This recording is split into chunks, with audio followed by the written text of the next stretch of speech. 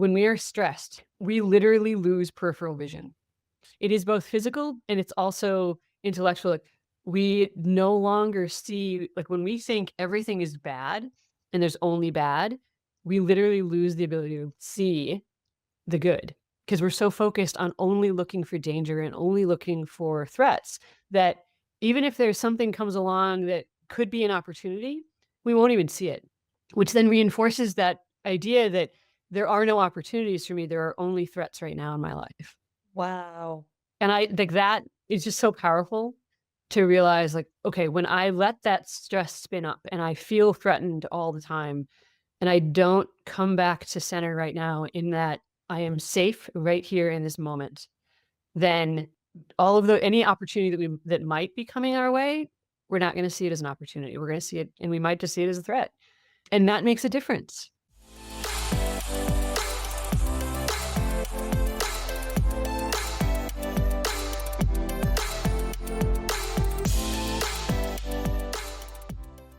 Hey, Treva, thanks for joining me.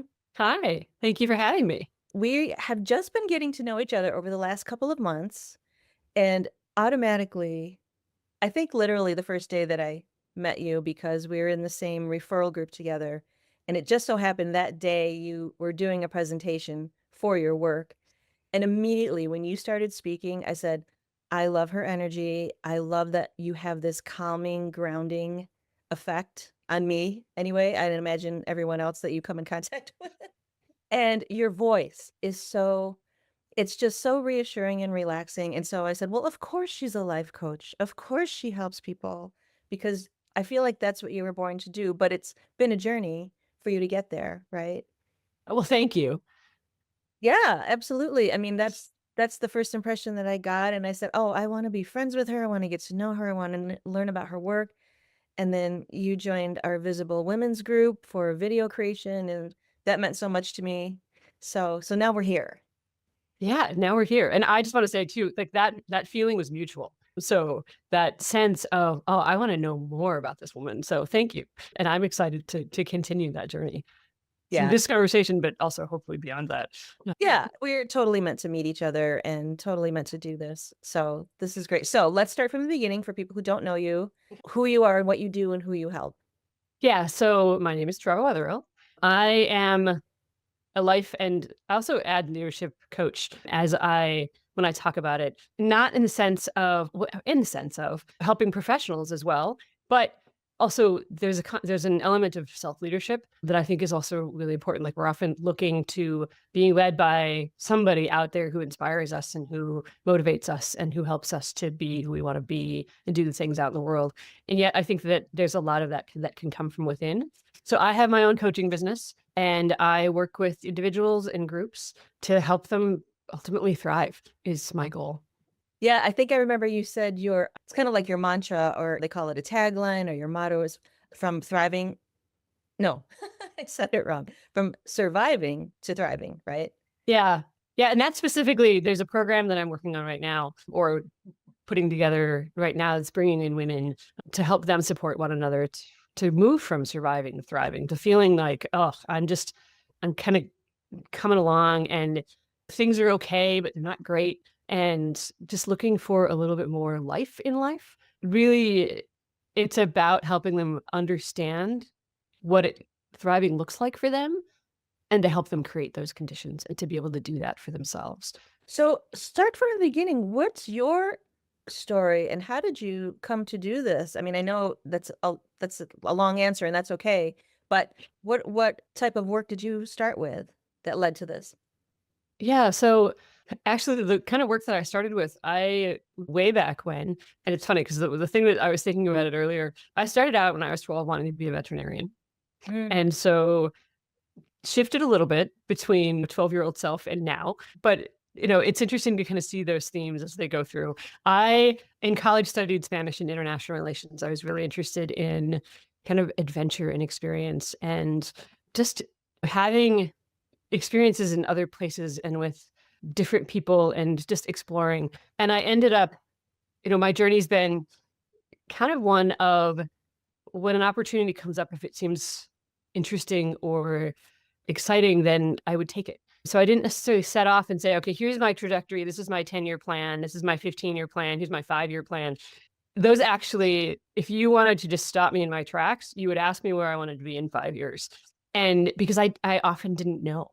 And that actually kind of, it worried me a lot because those would be the questions that you get asked. You ask that in a job interview. You get asked that just by your aunts and uncles and your grandparents and your parents' friends. And everybody wants to know, like, well, what are you going to do? And I really felt like I'm not actually sure.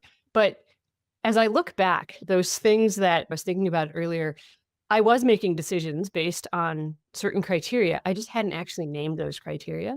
And it was things like I loved working with people. I loved learning new things. I loved being in different places and having different experiences. So right after college, I moved to England for 6 months and got a job because I had a work visa, like a student work visa, and worked there for 6 months and came back to the US when it was done because the work visa was expiring and I didn't really want to stay beyond that. But came back to the States, ended up living in Georgia and working with Habitat for Humanity. Actually, their international headquarters is based in South Georgia. And I had a friend who was working there and told me that there was a job opening. My apartment lease was up. I was living in Madison at the time. My apartment lease was going to be up.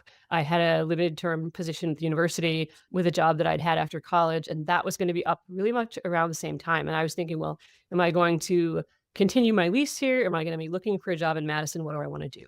And happened to have that conversation with a friend at the time.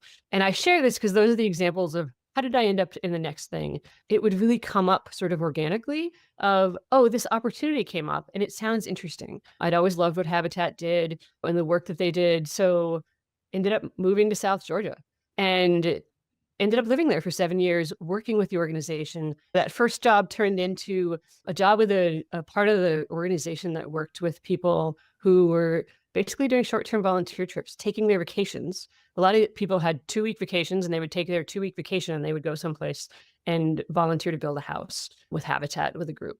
And realizing I loved that job because I loved working with the people that it brought me in contact with. I loved working with my colleagues. And it was just such a fun, sometimes it felt like, wow, how did I get so lucky that I'm doing this work that is meaningful and I get to work with people who are doing things that they love and helping people. It wasn't helping them do things in their normal daily life, but it was helping them to kind of go and do something really interesting that they felt was really meaningful to them.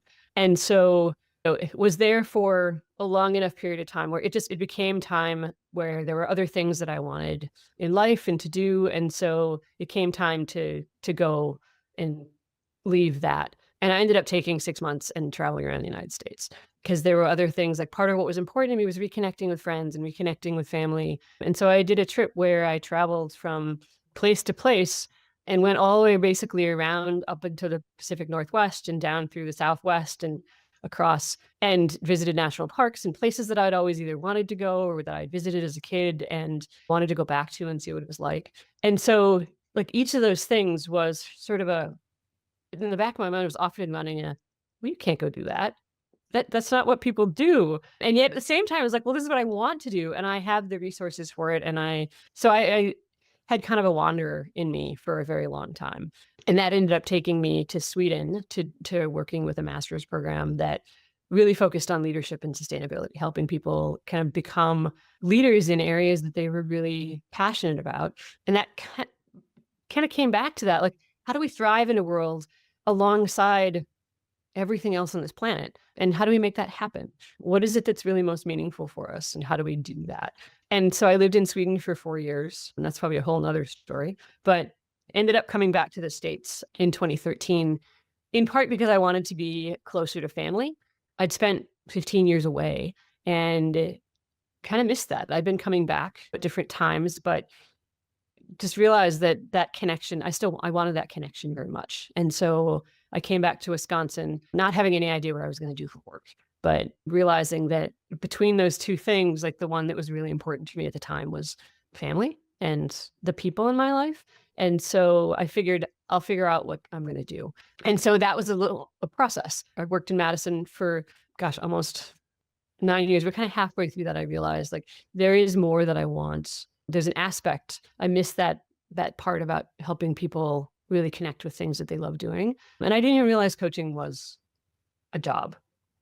You did not realize. Until yeah, I didn't realize that was a thing people could do for a long time. And then when I discovered it, I remember thinking, well, I have to have all of my own ducks in a row in my own life kind of settled out before I can help other people do that. And it took me realizing that didn't want to work with a coach myself whose life was perfect and everything was fantastic all the time. And also realizing that that's not actually a thing for anybody. We all have stuff going on, and usually what's happening on the outside is very different from what's happening on our insides. And so with that realization, I ended up signing up for the UW Madison professional certified professional coach program. And the moment that I started, like that very first day, I had this absolute feeling that I am exactly where I am meant to be in such a powerful way. Well, you know what I call that? I call that following your highest excitement, following your intuition. And you're the kind of person, you're like me, where change doesn't bother you, clearly. Where I have a lot of people in my life that they don't like change. And so following those nudges, following that excitement and making those changes and moving around and trying different things, that's not the quote traditional way that people do. They do that traditional trajectory of go to school, get a job, stay in that job, and don't divert. You Mm. and I are similar in that way because I change over the years since my 20s, and you brought me right back. I actually forgot that in my mid-20s, I was given an opportunity to teach workshops around the country. And so I literally got in the car and traveled for 2 years teaching workshops in almost every state by Oh, myself. wow. Yeah, that's a part of my life that I actually forgot. I don't really talk about it, but in a similar way, I was following my excitement, and I loved that time in my life, and I loved seeing the country and having those experiences and being untethered and but being safe and being smart, but Yeah. the point is that it all comes back around to now you're teaching and serving from experience. And so to me, that makes perfect sense that you're doing what you're doing now, and you followed a specific structured program to package that and offer it now, right? Yeah. Yeah, and that was a really important piece for me too, I think, because I wouldn't have necessarily told you at the time that I was operating from intuition, because I also have a very logical, rational part of my brain that is like, you have to have reasons for doing things and you have to be and I've been learning to kind of live in that space between those two things of yeah, I because a lot of times there are things where the decision would be made before I figured out like why it was the best choice for me at that time. And then I would struggle with the decision for a while. Change isn't hard for me on a level until I was like, well, how do I have to justify this in my head? Right, or justify it to someone else. Yeah, Yeah. Yeah. hard to explain sometimes when you just Yeah. feel like you need to do this, and it might not make sense to someone else outside of us. Yeah. So now okay, so Yeah. that's what led you to coaching now.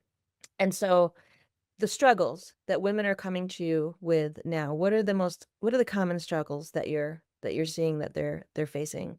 Yeah, I think some of the things when I think about what my clients what's happening for them in a lot of ways, like, they don't trust themselves to make good decisions for themselves. They feel stuck. Maybe they don't know what they want instead of this, but they do know that it's not this anymore. Coming to that point where, like, well, these are all the things that I said I wanted. I've achieved them all. Why am I not happier? Why am I not more excited about these things? Maybe they feel trapped, crammed into a small space, comparing themselves to others around them. We talked a little bit about that recently, like that feeling of comparison being the thief of joy. And I can't remember who said that, but it's like that stands out, right? Like when we start to look at, well, what's somebody else have? Um, Mhm. and they might feel like they're living out of their fears and not their dreams.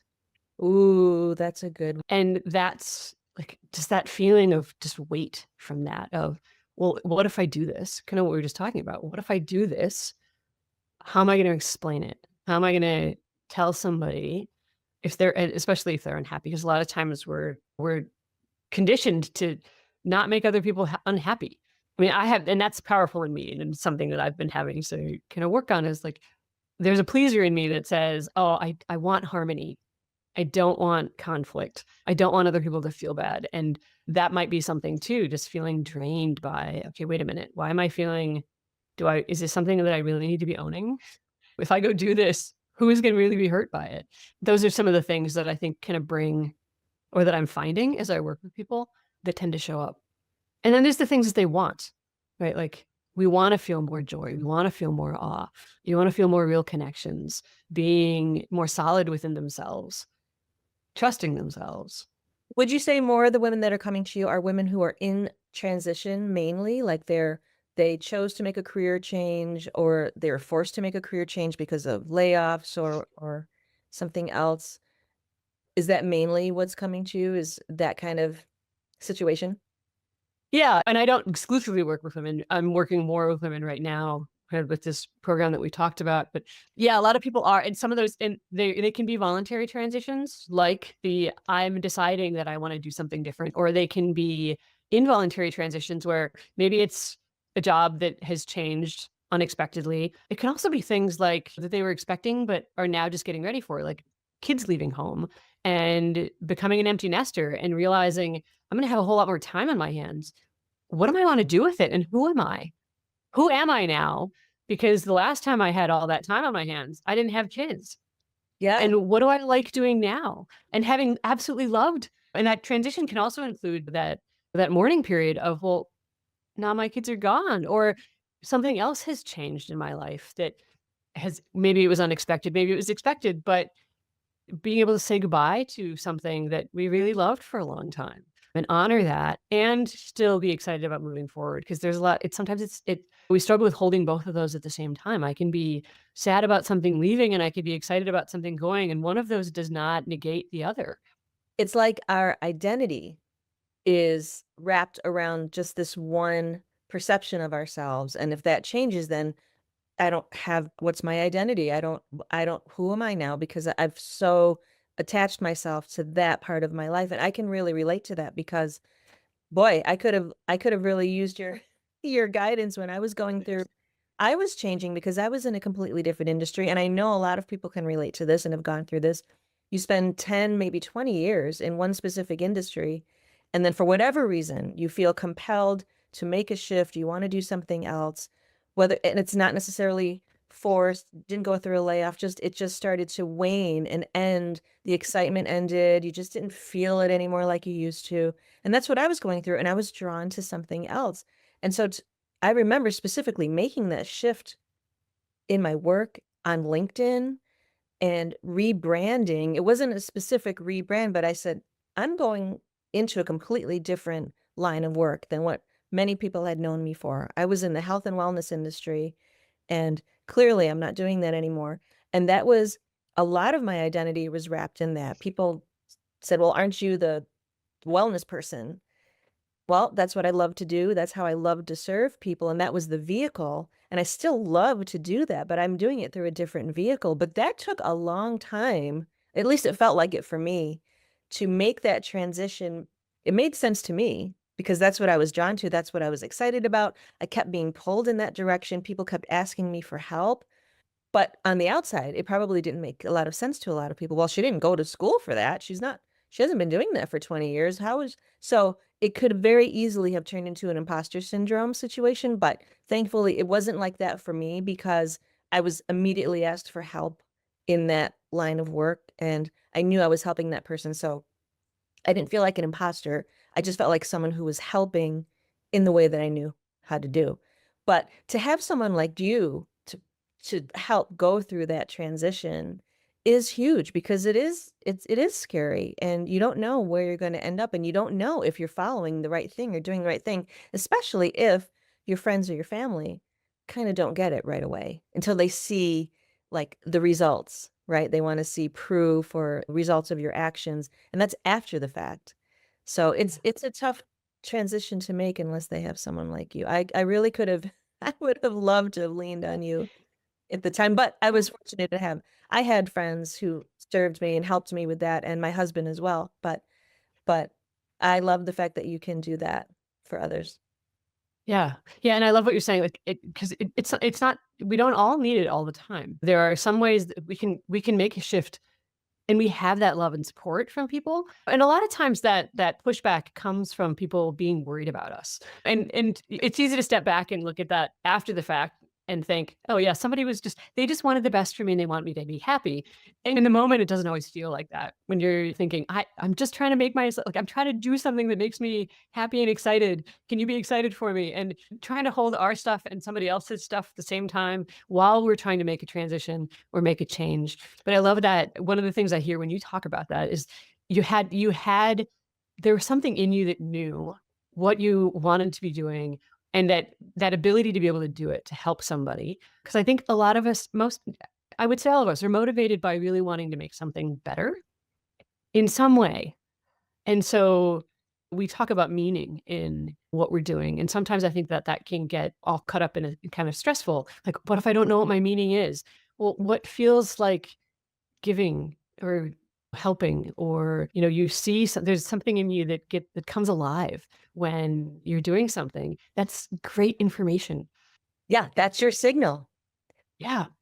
So are you working mainly with people who are in their own business, or they're in like the corporate world, or in a traditional job situation and they're making a change that way, or they have?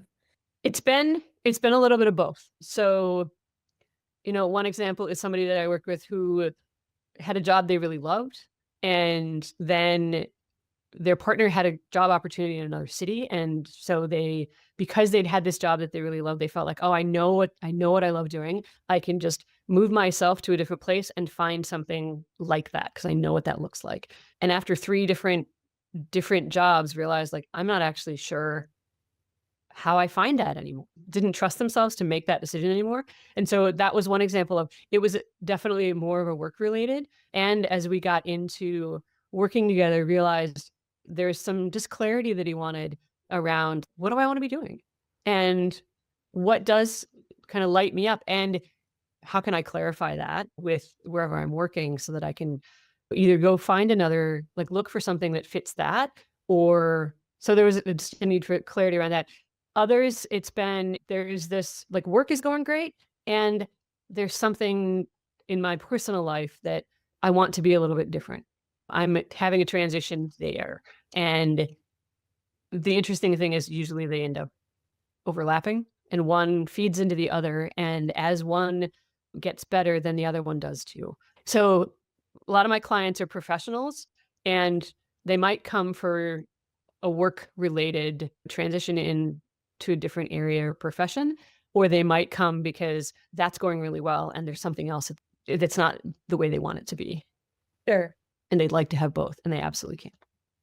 So talking about change and how uncomfortable it is, and whether it's the change that we've chosen or it's been forced upon us by circumstances that we have no control over, do you have any processes or daily habits that you suggest that we can try to lean on as we move through a day to just help keep pulling us forward?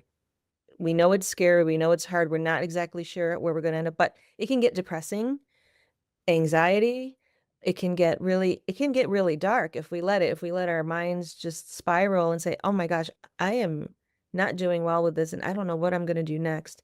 Do you have any daily practices that you use personally or you suggest for someone?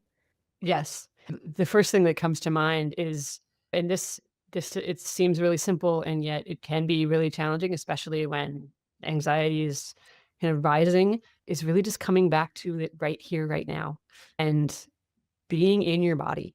So part of it is getting to know, oh, I can feel myself spinning up.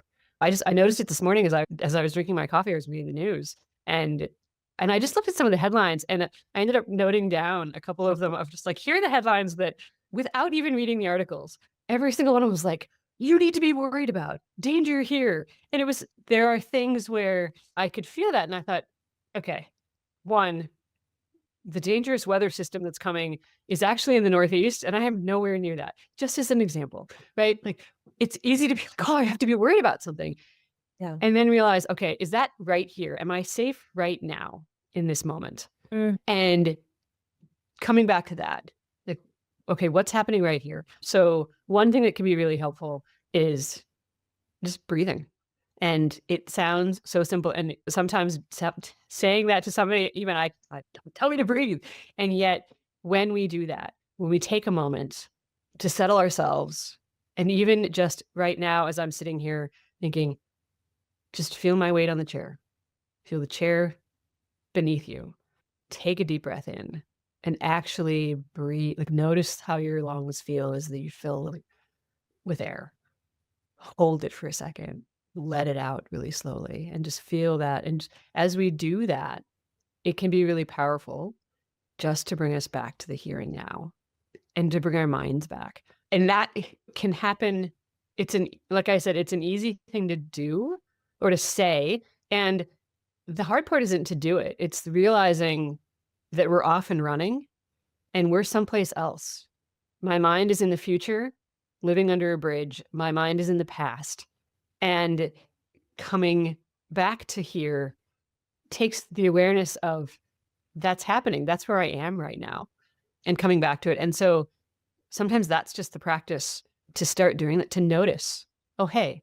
And the other piece of that is just a lot of grace. Like, oh, I was someplace else. Let me come back. Mhm. I don't know if it's because you and I have been talking about this and we mentioned it before, or I'm just in sync with you and I'm doing the same thing for myself, where I constantly find myself having to bring myself, I say, back to center. Because, yeah, I'm always thinking about the past, always thinking about what I have to do next, past, future, past, future. Oh, be here now, be present now. And if that means I have to get off my screens, get off my phone, get the dog and go for a walk and pay attention to the trees as we're walking and listening to the birds, that's me being present with exactly what's happening in front of me right then. And I also have a mantra. I don't remember where I first heard it, but I say it to myself more frequently now than I ever have, where I remind myself, I am safe and I am loved. Because I think it comes I think it boils down to those two things no matter what we're focusing on, our work, our personal life. I wanna be safe, I wanna be loved, I wanna be heard, I wanna be understood. So I literally say that to myself more regularly now. Yeah. Yeah. And I've been listening. There's a coach named Martha Beck that I love some of the work I love the work that she does. And that's one of the things. And then she adds another question in there, like, I am safe. So right here and now, I am safe. Mm. So first question, answer that question, right? Then I'm loved. Like it's not even a question. I am loved. And if by nobody else, I am loved by like myself. And this is a hard thing for us to do, but I think to give yourself that. I love you. And Yep. it's not just a simple positive affirmation of, oh, we're just being warm and fuzzy. Like, no, actually give yourself that no matter what, because there's a greater universe out there that also loves us. Whatever you call it, we are loved. And the next question that she asks is, okay, so now that I'm grounded in that, I am safe and I'm loved, what can I learn? Because is there something to pay attention to?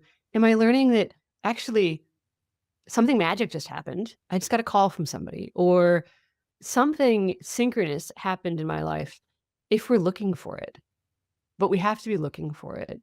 And And it's really hard for us to see if we're kind of spun up. right, we have to be present to pay attention, to actually notice Yeah. and to understand the significance of it. It can be really easy to just gloss right over it and not stop and say, "Oh, wait a minute." Yeah, I find myself in that place too. Yeah. So that pause can be really powerful and just remembering to pause. And sometimes it seems so simple. Yeah, because everything is rush, rush, rush. Hustle, hustle, hustle. Go, go, go. Gotta do, do, do. Everybody else is doing, doing, doing. I'm seeing everybody else on social media with all their highlight reels and all their celebratory posts. And when I'm thinking of that, I'm referring to LinkedIn, where that's what we do on LinkedIn. We want to celebrate and show our work and show that we're the go-tos for what we do. But when you're going through change and then you're wobbly on your identity and you're thinking about my past experiences and how that didn't work out or how it's changing and what am I going to do in the future, it's really hard to stay present and just stop and rest your brain, give it a beat. Yeah. And we think we don't have time to do that, but we don't have time not to. Because then who suffers, right? Because I remember I was in a place where I was working so much and, I have a very strong work ethic, but I was working for someone else and I was very happy to work 60 hours a week for them because I was happy to help them succeed and I enjoyed my job. But I gave so much, I didn't stop to rest, to give myself a breather, to pay attention to my own self-care, to pay attention to what I needed to focus on in one moment, that it piled up. And I found myself coming home stressed, not really present for my own family, not being present at a family dinner. And then you can't get those moments back. There's always that regret or that worry or whatever it is. And it always came back to not coming back to the present moment just for a little bit, just for yourself, just for that self-care. Yeah.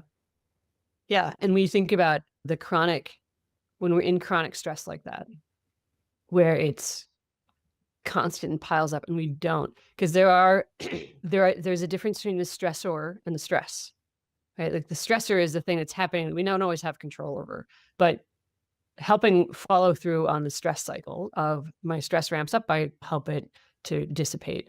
We were laughing earlier, and laughter is one of the ways to be able to do that. And there's other ways, exercise, movement, just that breathing exercise of I'm going to breathe deliberately for a minute, and I'm going to take a long, slow breath in. I'm going to hold it and I'm going to let it way out, all the way out. And then I'm going to do that again, like completing that stress cycle in our bodies to bring up, not to go into too much detail, but like our sympathetic nervous system is the one that kind of goes up, whether we're in stress or you're in sport mode. No, you Mm. can also be playing a soccer game or doing something athletic, and that same system will kick in that gets you ready to go do something. And it doesn't necessarily distinguish like, am I excited about the thing that I'm doing, or is it feeling stressful? But that ramps up. And that breathing then also helps the opposite, the parasympathetic nervous system, kind of calm that down and bring us back to the calm state. And it's in that also the other thing that can happen is that a different network of our brain can spin up into the creativity, the curiosity.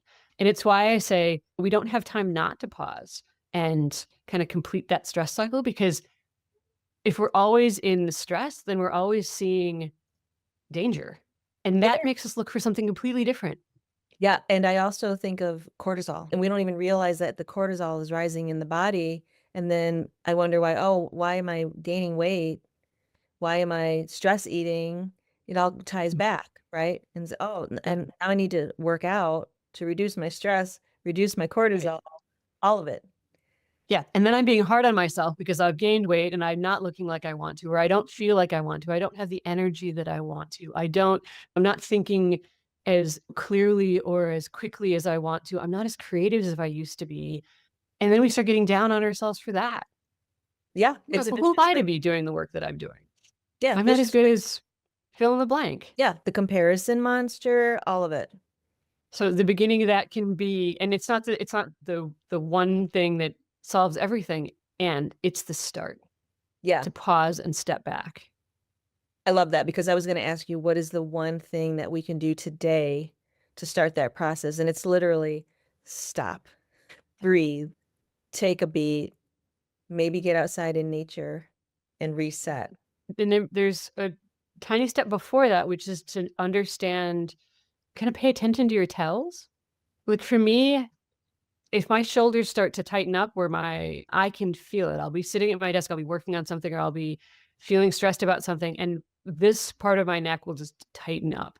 And I'll be walking around doing this and massaging my shoulder and then realizing, maybe what's going on. And then it's a time to get curious and pause. So knowing what that is for yourself. Oh, what is my stress tell? How do I know? Do I snap at someone? Do I get, because usually it goes along with the frustration, we have those ways that we know that we're feeling stressed, or in hindsight, we know that we're feeling stressed. It's where the grace comes in. So maybe an hour after I was stressed, I realized, oh, I was feeling kind of stressed and that meeting didn't go the way that I wanted it to. Okay, what do I do right now? Because I'm here. Kind of like a place on a map when you go and you're on a hike and you realize, okay, there's a map here and where am I? There's a big star. I am here. Mhm. There's a lot of places that I could be or that I want to be, but the reality is this is the place on the map that I am right now. How do I get to the other place? And pause. Because if we keep hiking and we keep going around in circles and we don't stop to look at the map and say, oh, this is where I am, then we can't get to the other place. Mhm. Yeah, I realized that my stress tell was if I'm working from home and I step out of my office and I bring my laptop down into the kitchen because I want a change of scenery because I have big windows down there, and then I grab a snack, and then I'm answering emails and I'm eating at the same time and then I'm typing because I'm stressed. Eating is you do that when you get stressed. Stop it. So I don't allow myself to bring the laptop in the kitchen, or if I do, I have to really pay attention. Do not grab the snack. Grab water, or at the worst, have a coffee next to me, but I would find myself just mindlessly eating a snack if it's right in front of me. And that was my tell. So, ooh, that seems so obvious and so simple, but I had to really have that self-awareness and mindfully take that step to stop myself. Yeah. Yeah. Yeah. And then you can, okay, if I'm actually hungry, I can step away from the laptop for 2 minutes. Yeah, and I'm not and Get, I'm not yeah. yeah, and I'm not eating out of hunger. I'm not Yeah. hungry, but it's there because it's there. Yeah. Yeah. Yeah. I But can totally relate to that too. yeah, just having that self-awareness makes Yeah. every difference. Yeah. Yeah. The self awareness, and then it's okay. And if I don't want to do that, what else do I want to do instead? And start to practice that.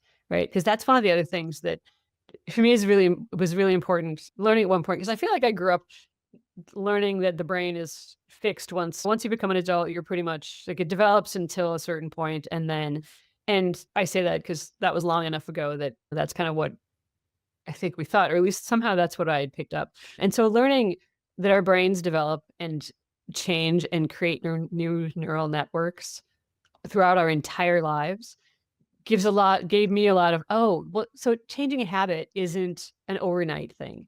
Like, I can't just do something different, because there's this neural network that has a neural pathway that has been run so many times that it's kind of deep.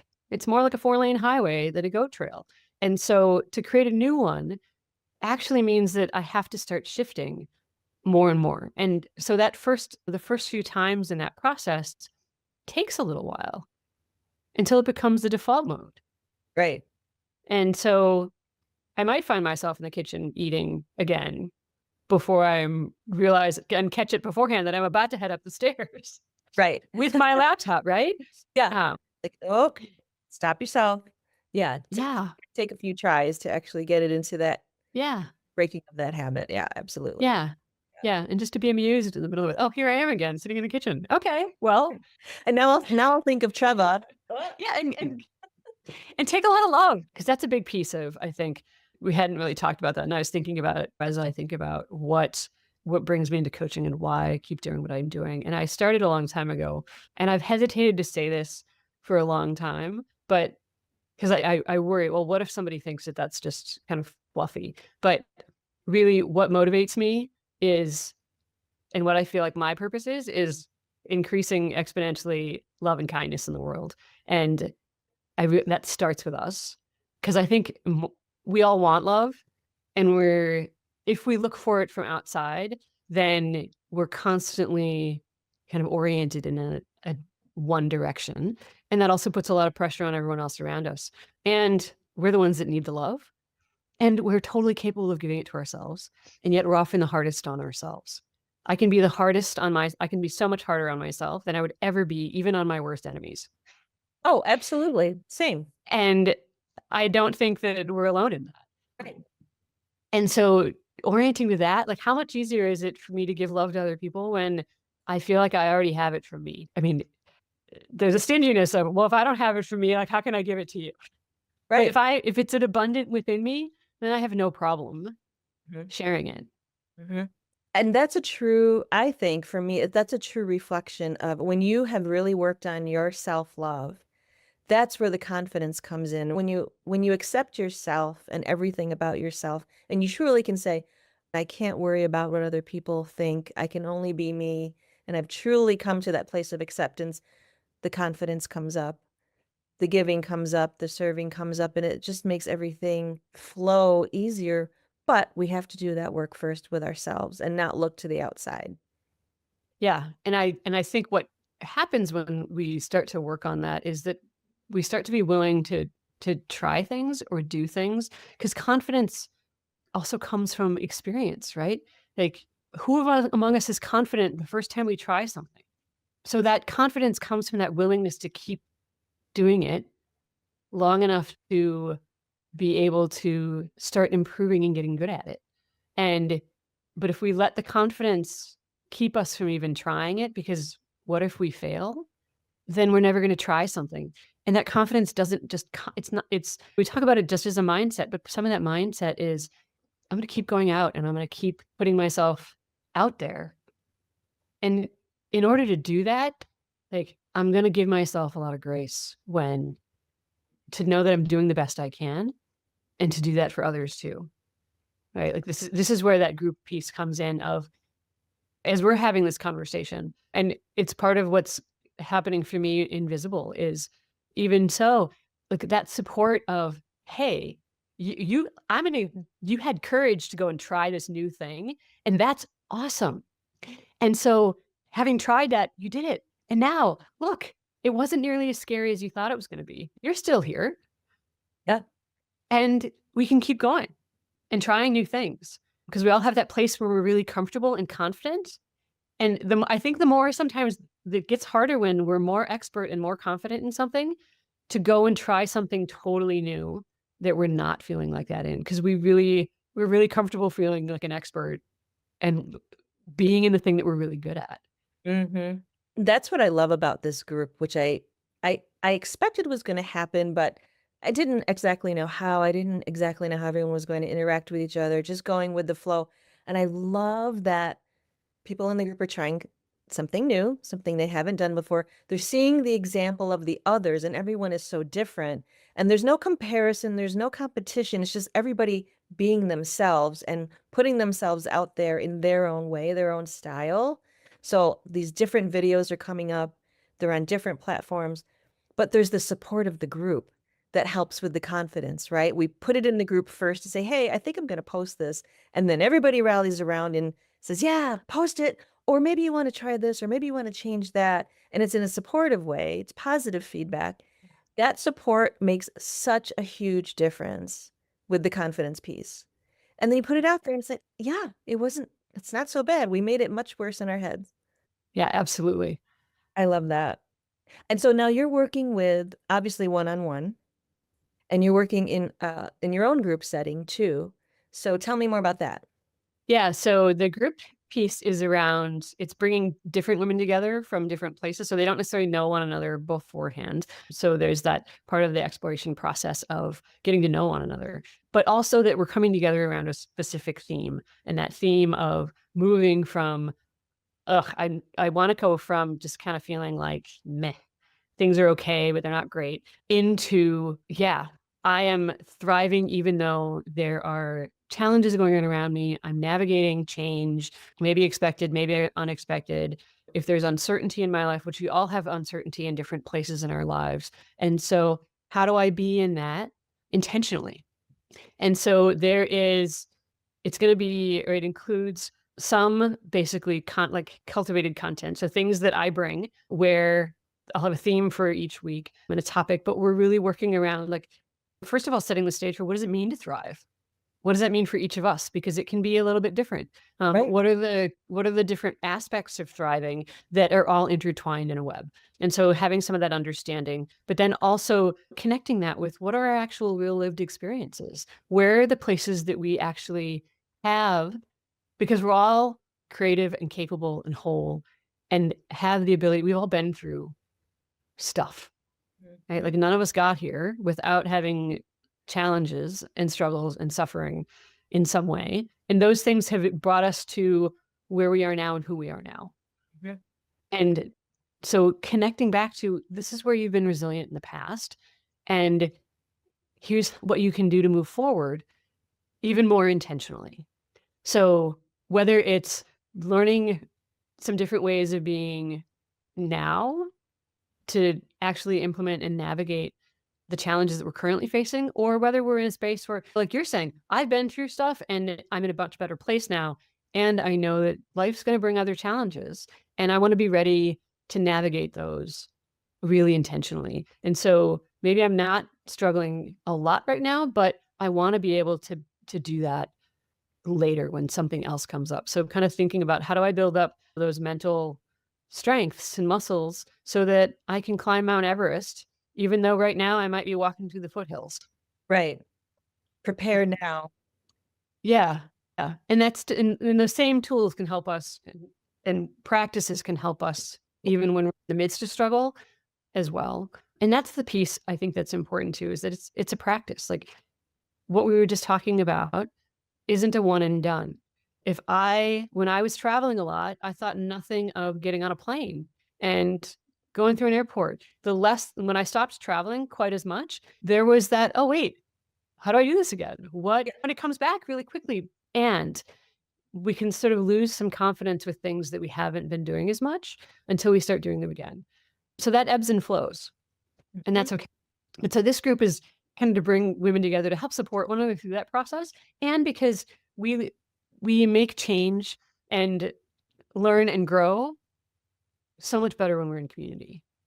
I And love a it. big part of thriving is also connection. Absolutely. Community So is my word all day long. Yeah.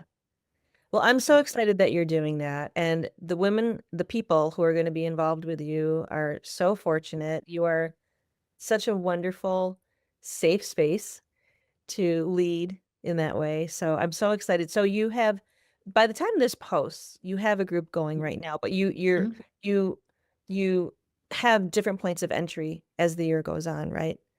Yeah, so I'll be starting up another one, depending on when this comes out sometime soon. And so those are the things, and I'll be posting that information about it. It'll be on my website as I create new ones and bring in a new cohort. So I'm excited to be doing that, and I'm excited to get started with this one So soon. good. Yeah, I can't wait to follow everything and see how everything evolves. So tell everyone where they can find you and how they can connect with you. The website is just my name, so trevawetherill.com. And then I'm also on LinkedIn. That's probably where I you can find me in addition to my website. Okay, is that where you're the most active in terms of social platforms? Yeah. Okay, Yep. your website and LinkedIn. And Yep. now on the YouTube channel and on the And pod. now on the YouTube channel with you. I love I'm it. so excited. I am so excited that we got to do this together. Thank you so much. Thank you for everything that you're putting out there and sharing more love and joy in the world. That's you. You're the epitome of Thank that. you. Thank you. You too. I love what you're doing as well. So I'm excited to be supporting that as well. Yeah, thank you for being so much. Thank you for being part of Visible because everybody's energy is so different and it's so perfect. It's so great. So I'm so glad you're with us and I can't wait to hear more about your group and how that goes for you. Sounds good. Thank you. Yeah. All right, we'll talk to you later.